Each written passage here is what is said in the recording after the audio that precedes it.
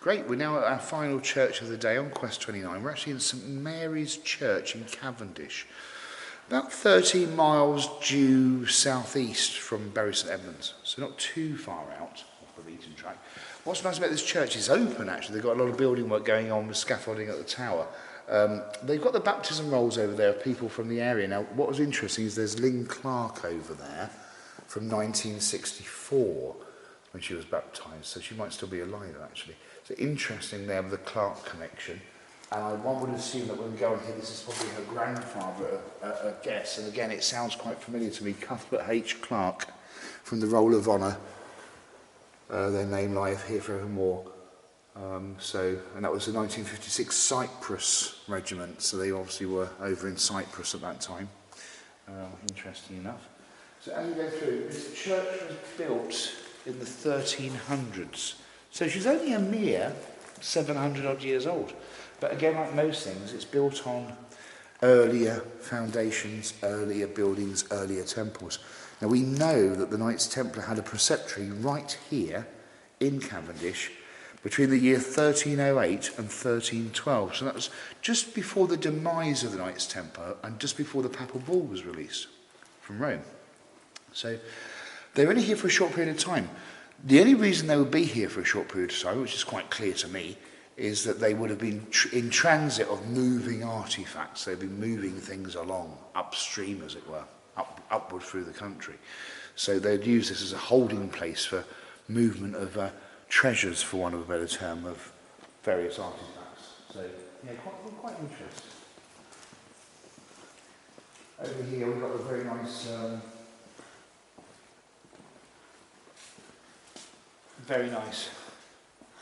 piece of artwork there, which we've just gone over. It's got some amazing pieces on it. We've got the Knights Templar two swords there with the chalice inverted, the pyramid, you've got the ship, you've got the sea, you've got the ocean.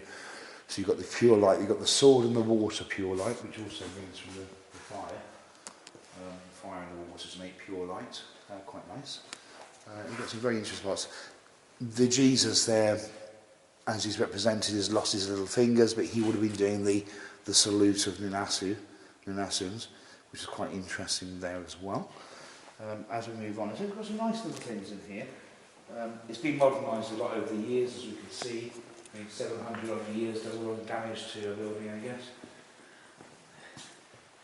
Quite nice in the little lady chapel altar area there, and I don't know why it's Anglican, but I don't see why they would need to have curtains there. There's nothing behind it.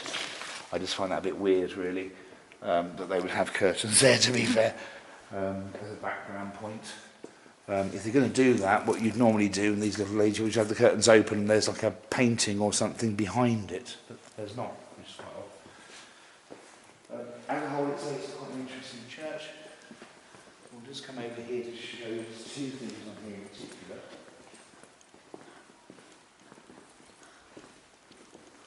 As always, we've got the Knights, we know the Templars were here, we know that for sure. We know that from so many different things. Now, if we look very carefully, I can't really get to it here, I can use this as a pointer.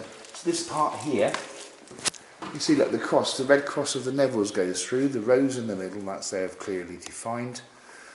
We've got the line of the Neville, we've got the flower of life, we've got, if we move upward through that stained glass, we get the Lamb of God, Agnus Dei. Very nice part. Again, it's pretty much template stuff there. What isn't template stuff is when we move over to the bottom left-hand side here, and we see this wonderful fellow with the wings. And that's amazing. Again, we've got like the cow, the ram, the stag, all those animals. We've got animal pictures coming in. Now, if you see the Fisher King just above it. And that's there's a tail in this. I've got my own personal picture of that to utilise because it's quite an interesting piece of artwork.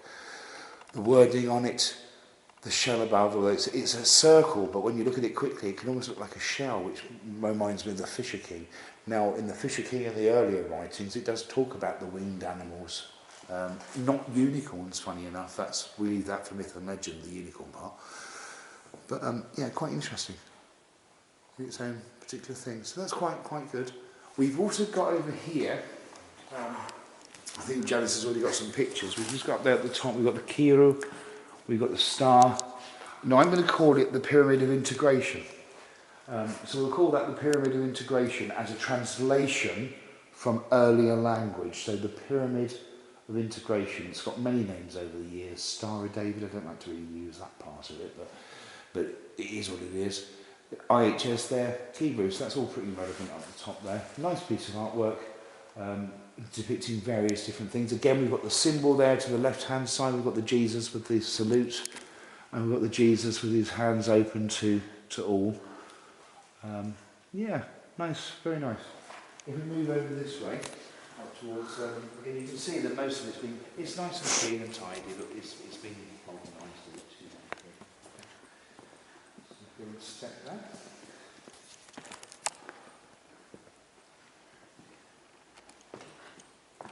This part's been renovated, redone, so it's quite plain at the moment, really, to be fair. There's not a great deal here, apart from the fact that you've got, I don't know if you came to here earlier on, James, but I just want to show you some of the wonderful pieces that have been kept installed. Just give me a minute if you saw these or not. Yes, I did have a look. Yeah, because you've got all the different wonderful paintings and things, really.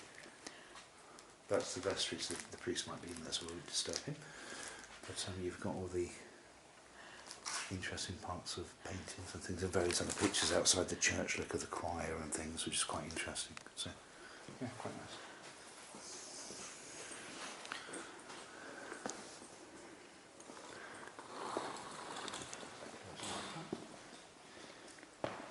Yeah, so all in all, it's just a nice church to visit. In fairness, the best church of the day would probably be the Conservation Church that we saw over at Wordwell. That's the most enigmatic one. The most energetic one would be the Conservation Trust Church that we saw over in Icklingham, All Saints Church there. So, yeah, out of all the 4 churches that we've really seen today, there's one that's very enigmatic, one that's very energetic.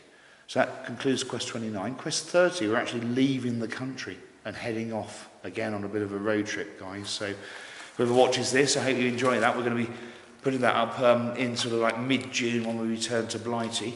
We're covering quite a few countries, through France again, right down, we're going into the depths of Belarus, into Poland and down into Ukraine, before heading back up to Latvia and Lithuania. So that's a bit of a trip, 3.5 weeks or thereabouts. So yeah, that'll be Quest 30 now. We had to change that, 'cause this has been Quest 29. So yeah, interesting day in Suffolk.